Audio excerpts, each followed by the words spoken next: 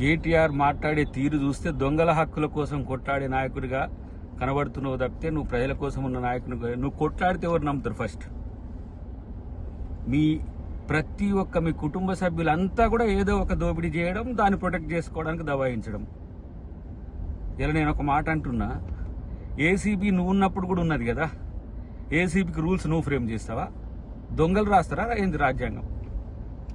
అనుముల రేవంత్ రెడ్డి రాజ్యాంగాన్ని, బాబాసాహెబ్ రాజ్యాంగాన్ని అమలు పరుస్తాడు, గుర్తుపెట్టుకో.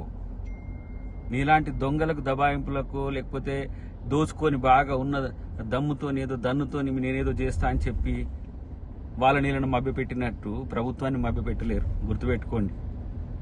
ఇలా ప్రజల సొమ్ములు తిన్నోడు డెఫినెట్గా అరెస్ట్ కావాల్సిందే, జైలు కూడా తినాల్సిందే. మిమ్మల్ని ప్రజల కోసం కొట్లాడమని, ప్రజల కోసం ప్రభుత్వాన్ని నడపమని చెప్తే వీళ్ళ ప్రజల సొమ్మునే దోచుకొని ఇలా ప్రభుత్వాన్ని దబాయిస్తున్నారు, అధికారులను దబాయిస్తున్నారు, ముఖ్యమంత్రిని దబాయిస్తున్నారు.